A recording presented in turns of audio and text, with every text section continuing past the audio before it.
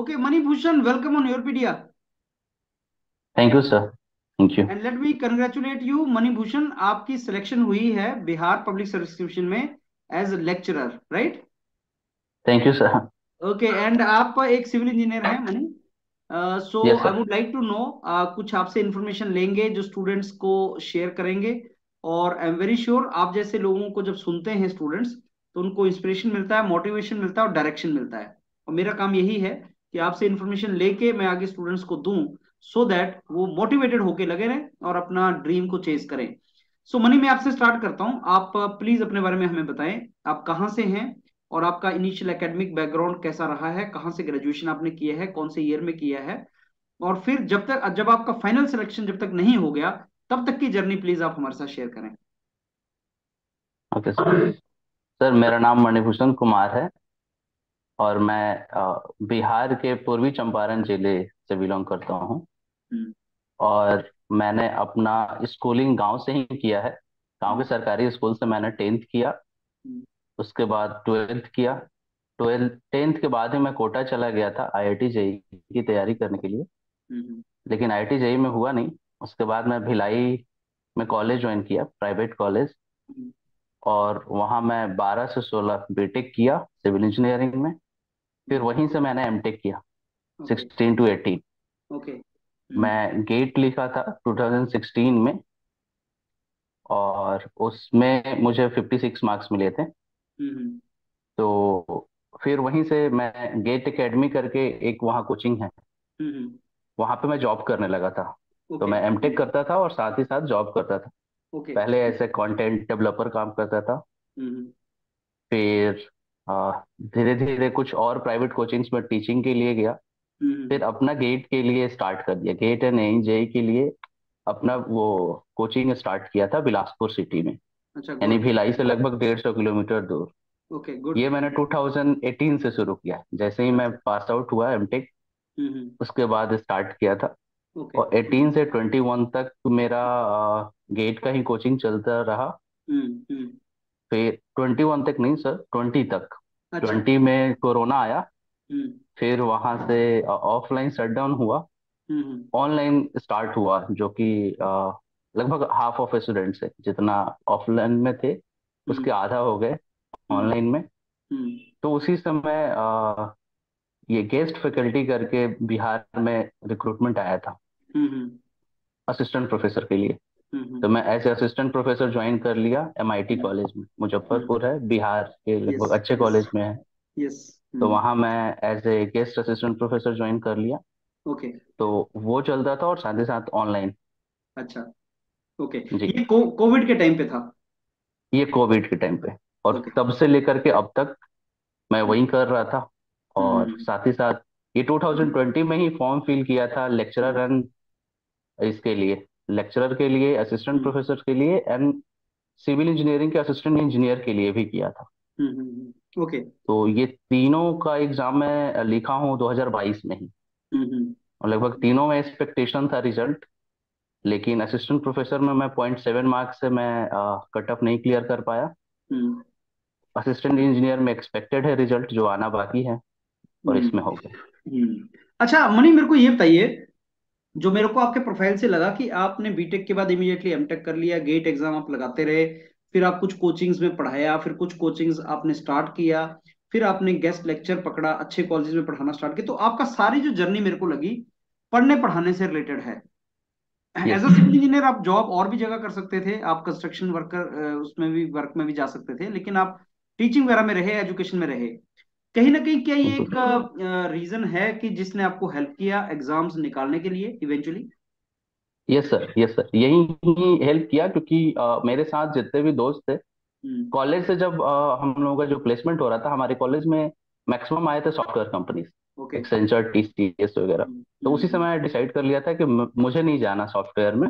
Okay. तो जो दोस्त चले गए जो हैं, वो कुछ दिन करने के बाद एमटेक करने आए वापस। ओके। ओके। 2-3 साल जॉब करने के बाद एमटेक करने आए।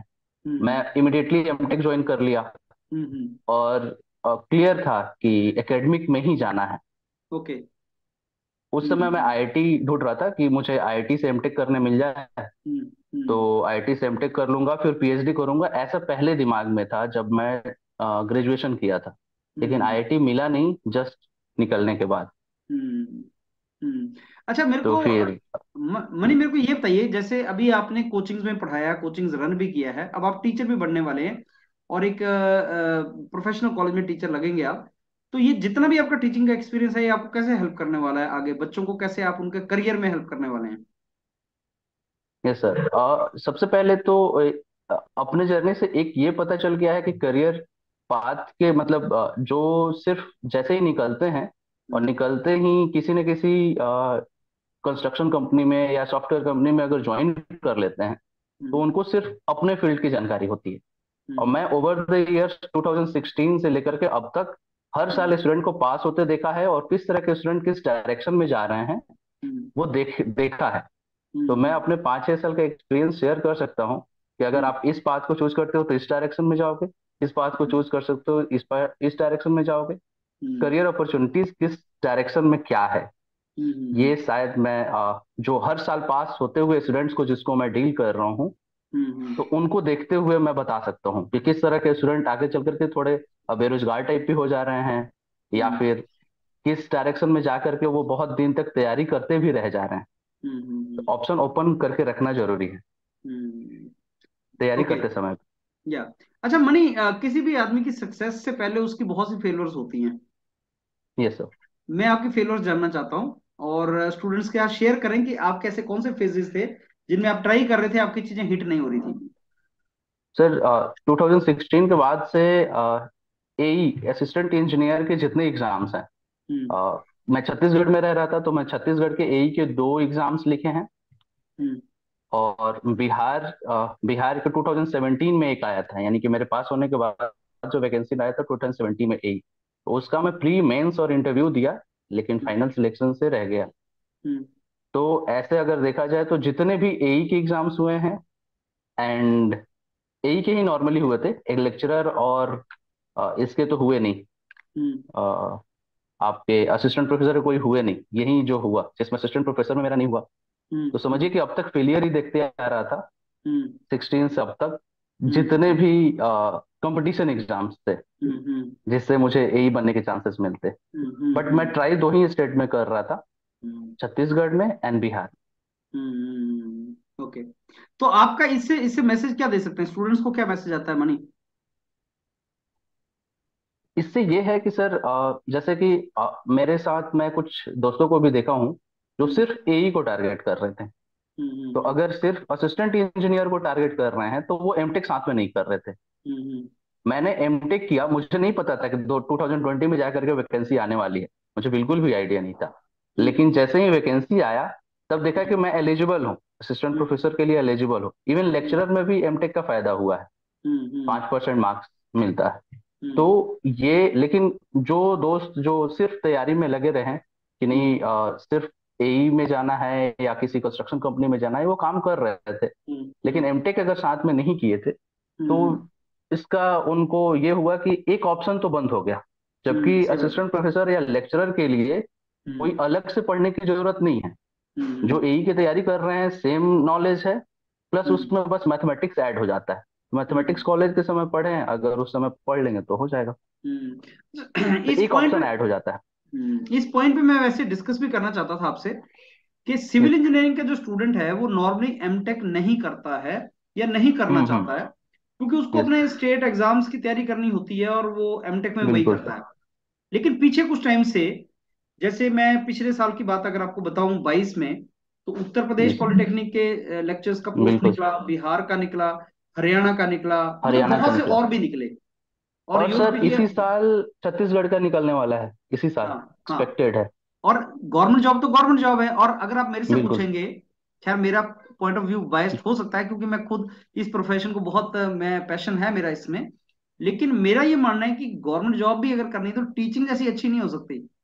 बिल्कुल रिस्पेक्ट बिल्कुल है, सर। सब कुछ है, रिस्पेक्ट है, क्रिएटिविटी है, ग्रोथ है, जो मर्जी आप बोले, कोई लिमिट यस नहीं सर। है।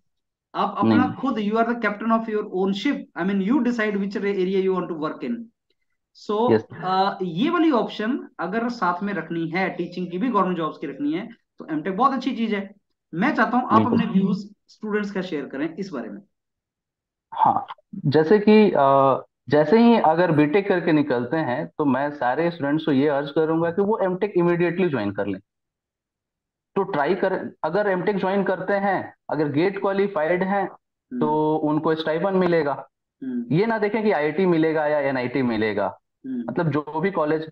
और ये ट्राई करें कि सेकंड या थर्ड ईयर से गेट की तैयारी करें, कि हम्म अगर एटलीस्ट क्वालिफाई भी कर जाते हैं हम्म तो वो उनको अगर ज्यादा रैंक लाएंगे तो आईआईटी एनआईटी तो मिलेगा ही मिलेगा, जो कि बेटर चीज है, वो मुझे नहीं मिला था।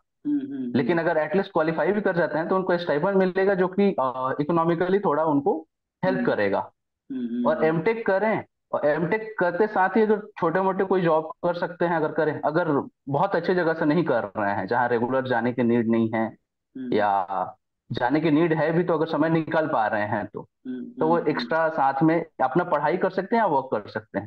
हम्म क्योंकि अपने स्टेट की तैयारी करने के लिए सर, कोई भी स्टेट का मैं देखा हूँ, हम्म एकदम फ्रेशर स्टूडेंट तो नहीं निकाल पा रहा है। हम्म कि पास आउट होके निकला और एई लग गया। हम्म 5 5 साल 6 6 साल तक के भी वेट करते हुए स्टूडेंट हैं जो कर रहे हैं लगातार। तो इसमें अपना एक ऑप्शन ये ओपन करके रखें कि एमटेक अगर हो जाएगा तो एक ऑप्शन लेक्चरर का होगा। और लगभग हर स्टेट का सर देखा जाए तो ये खाली है, लेक्चरर खाली वाला सीट्स पोस्ट जो खाली है है। वो खाली है, हर जगह खाली है। और अभी एजुकेशन में वो होने वाला है, जो पॉलिटिकल जो दिख रहा है उसमें हम्म ये दिख रहा है कि सारे पॉलिटिकल पार्टी अब एजुकेशन को हिट करेंगे। सही है। अब जैसे बात करते हैं बिहार की, तो बिहार का बच्चा पहले पढ़ने के लिए बाकी स्टेट्स में जाता था। अब बिल्कुल ऑब्वियसली सर। पॉलिटिकली ये चीज एक ऊपर निकल के आई कि क्यों बाहर जाए, यस। तो कॉलेजेस क्रिएट हुए। अब कॉलेजेस में सबसे इंपॉर्टेंट चीज है कि सब अच्छे टीचर रखे जाएं। और आई एम वेरी बिल्कुल सर। हैप्पी बिकॉज मैं जुड़ा हूँ इस प्रोसेस से। मैंने देखा है बच्चों को जो इसमें सिलेक्ट हुए हैं आप जैसे, इस बार उन्होंने बहुत कैपेबल बच्चों को लिया है, मतलब जो डिजर्व करते हैं, ये जो सर, टीचिंग टीचिंग स्किल बहुत ही लिया है ज्यादा। उन्होंने। हाँ, मतलब टीचिंग स्किल लिया है। और मैंने ऐसा भी देखा है कि अगर डिजर्व नहीं करते हो तो इवन आईआईटी के भी ग्रेजुएट्स तक रिजेक्ट किए हैं उन्होंने, अगर तुम डिजर्व नहीं सर, कर रहे तो। असिस्टेंट प्रोफेसर में मैंने देखा, जैसे ये लेक्चरर में मुझे 12 मार्क्स मिले हैं out hmm of 15 in the interview. Good. Assistant professor में मुझे 6 मार्क्स मिले थे out of 15 in the interview. Okay. उसमें उसमें हम लोग थोड़े गुस्से में थे कि मुझे 6 मिला, मैं जैसे अपने आप को कह रहा था कि मुझे 6 ही क्यों मिला। जब हम्म मैं लोगों से मिला, एक ग्रुप बना था हम्म जिसमें जिनको भी कम मार्क्स मिला था, उसमें हम्म 1 मार्क्स वाले भी मिले थे जो आईआईटी दिल्ली से थे। हाँ 1 मार्क्स, 2 मार्क्स। हाँ। नहीं तब मैं मुझे लगा कि नहीं, मुझे तो ठीक ही मिल गया है। नहीं मैं सच्ची तुम्हें बता रहा हूँ कि I am in contact with hundreds of such students जो सिलेक्ट हुए, जो रिजेक्ट हुए।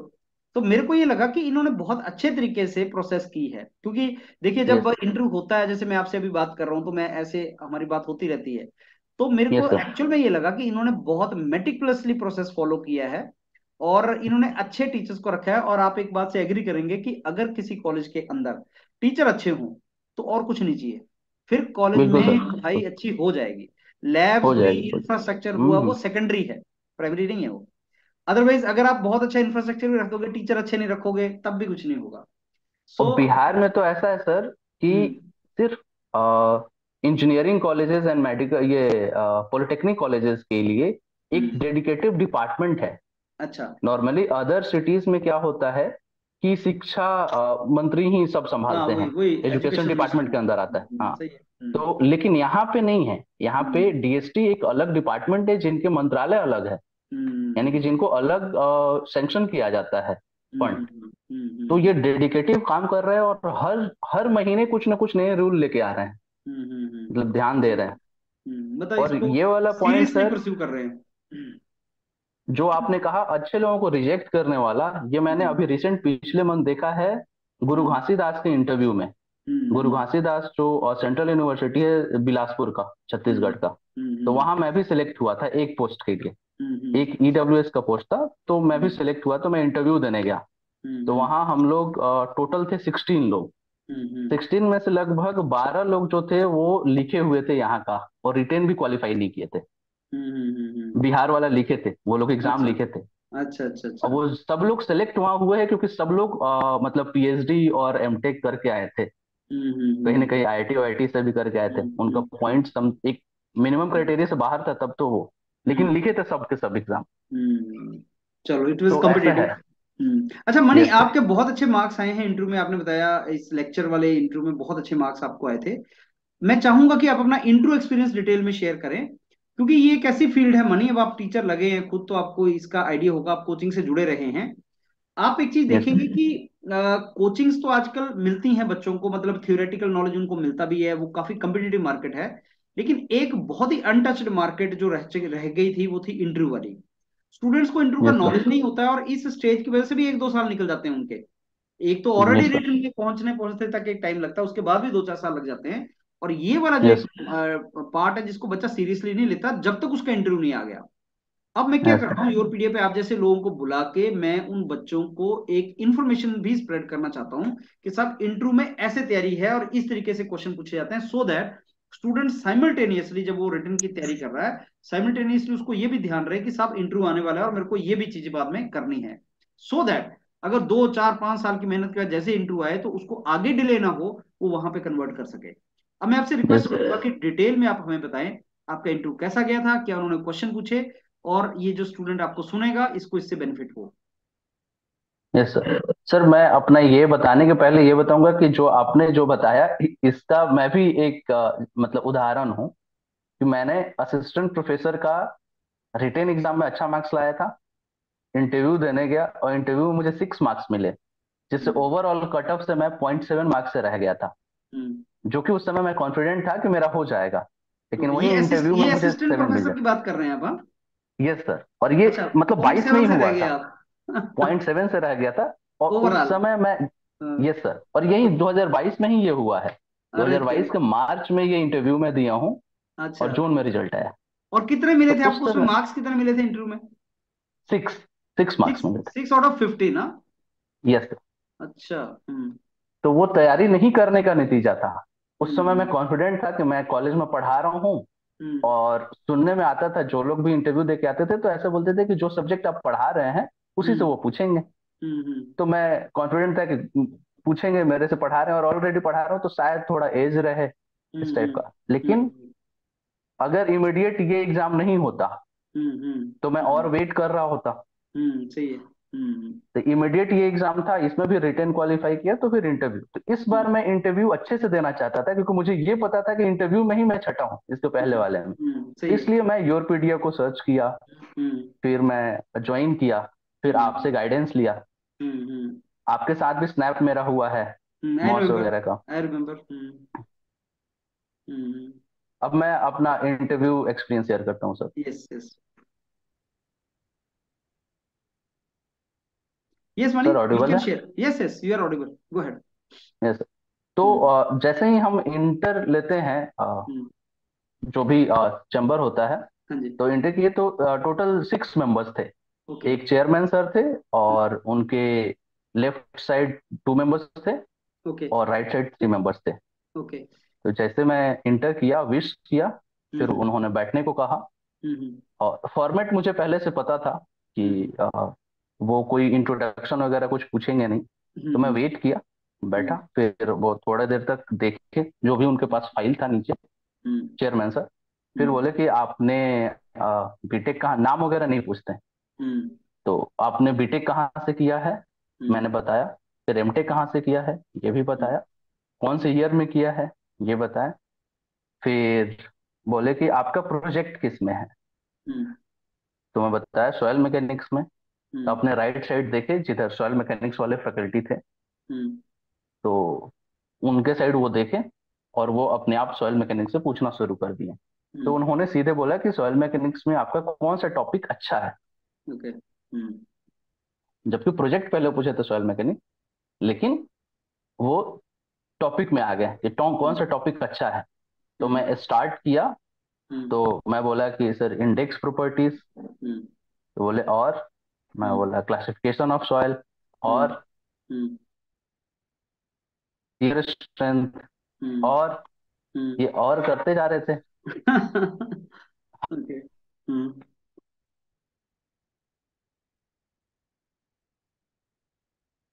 Yes sir. तो फिर या। परमेबिलिटी से क्वेश्चन स्टार्ट किए। ओके। परमेबिलिटी क्या है, हम्म। कौन सी इंजीनियरिंग प्रॉपर्टी बताता है, और हम्म। ऐसे करके लगभग 5-7 मिनट तक हम्म। वो बहुत अंदर तक गए। मतलब उससे रिलेटेड जो भी मैं कह रहा था उससे रिलेटेड कुछ और निकाल रहे थे, जो भी कह रहा था फिर उससे रिलेटेड कुछ और। ऐसे करके पूरे परमेबिलिटी समझिए कि वो वर्बल पढ़ लिए। कोई भी ऐसा टॉपिक परमेबिलिटी से नहीं है जो नहीं पूछे थे वो 5 से 7 मिनट तक लगातार। लेकिन वो मेरा टॉपिक इतना अच्छा था कि मैं 100% एक भी क्वेश्चन को डक नहीं किया, सारे क्वेश्चंस को लगातार बताते गया। उसके बाद उन्होंने उसी समय जब करते समय लास्ट क्वेश्चन वो बोले कि ये मेरा लास्ट क्वेश्चन है, वो भी मैं आंसर दे दिया। फिर दूसरे सर जो थे वो प्रोजेक्ट से पूछने लगे कि अच्छा आपका प्रोजेक्ट किस में था, तो मैं बताया कि सॉइल स्टेबलाइजेशन पे था प्रोजेक्ट। तो उससे रिलेटेड सॉइल स्टेबलाइजेशन पे था, तो वो प्रोजेक्ट के अंदर नहीं गए। मे बी प्रोजेक्ट के बारे में वो पूछना नहीं चाहते होंगे या उसके बारे में नहीं जान रहे होंगे जो भी। तो बोले कि टेस्ट प्रोसीजर जो था वो क्या था, टेस्ट प्रोसीजर के बारे में पूछने लगे कि लैब में मैंने कौन से काम किया है। तो लैब में सीबीआर टेस्ट वगैरह होता है, तो मैं बोला था कि सीबीआर टेस्ट किया। तो फिर सीबीआर टेस्ट के बारे में पूछने लगे, लेबोरेटरी में कैसे काम किया जाता है उसके बारे में करने लगे। तो वो मैं पूरा अच्छे से बताया, सीबीआर का पूरा प्रोसीजर समझा दिया। तो ये सर जो थे ये ज्यादा नहीं, लगभग 2 मिनट तक इनके साथ हुआ। 2 मिनट में जो भी, हाँ। फिर जो तीसरे सर थे दूसरे साइड में एक सर थे, उन्होंने आई टैब वो रखे थे। तो अब उसमें उन्होंने एक क्वेश्चन निकाला, टैबलेट दिया, पहले उन्होंने चलाना सिखाया। ये उनके प्रोसीजर में हो सकता है होगा कि कैसे इसको करना है, अगर कलर चेंज करना है तो कैसे करना है। फिर उन्होंने क्वेश्चन निकाला और क्वेश्चन में मॉस से क्वेश्चन था। मॉस से क्वेश्चन था कि एक तरफ लोडिंग डायग्राम था और दूसरे साइड बेंडिंग मोमेंट था, और मैच करना था। 4 लोडिंग को 4 बेंडिंग मोमेंट डायग्राम से मैच करना था, जो कि इजी था। तो मैं वो जैसे दिए इमीडिएटली मैंने ड्रॉ कर लिया, ड्रॉ करके मैच करके बस दिखा देना था। फिर उसी समय उन्होंने करेक्ट है कहा। जब ये था उसके बाद करेक्ट है, क्योंकि जब मैं ये लिख रहा था तो वो पीछे आके खड़े होके देख रहे थे, वो अपने चेयर से उठ गए थे। अच्छा। हाँ वो टैब दिए और पहले बता दिया कैसे करना है, फिर खड़े हो गए और खड़े होके पीछे खड़े हुए मेरे चेयर के साइड में, ये पूरा दिखे कि मैं क्या क्या कर रहा हूँ। ओके। हाँ, तो जब वो पीछे खड़े हुए तो मैं वो तो मतलब देख के मुझे ऐसा लग रहा था कि मैं 2-3 सेकंड में ये पूरा ड्रॉ कर दूंगा। अच्छा। बट हाँ, फिर इमीडिएट मैं सोचा कि शायद उनको ये ना लगे कि रटा हुआ है, तो मैं पहले क्वेश्चन को पढ़ लिया। ओके। हाँ, कि तो मैं क्वेश्चंस को एक बार पढ़ा ऐसे, और जहां था वहां अंडरलाइन किया कि एक तरफ वो लिखा रहता है ना कि कॉलम 1 में लोडिंग डायग्राम है, तो लोडिंग डायग्राम को अंडरलाइन किया, बेंडिंग मोमेंट डायग्राम को अंडरलाइन किया। थोड़ा समय लिया उसमें अंडरलाइन करने के बाद ये मैच करके दिया। जैसे मैच किया तो फिर बोले वो करेक्ट है। वो एक्चुअली चेयरमैन सर को सुनाना चाह रहे थे, किन्होंने, क्योंकि बाकी कोई तो देख नहीं रहा था, एक ही सर देख रहे थे, कुछ बोलना था नहीं उसमें। तो उन्होंने ये बोला करेक्ट है, फिर वो बैठ गए। फिर दूसरे जो एक और सर थे वो बोले कि आप cant, super elevation and camber, ये दोनों कब एक साथ आता है। अच्छा। हाँ, ये ट्रांसपोर्टेशन का है कि सुपर एलिवेशन और कैम्बर ये दोनों एक साथ कब आता है। ओके।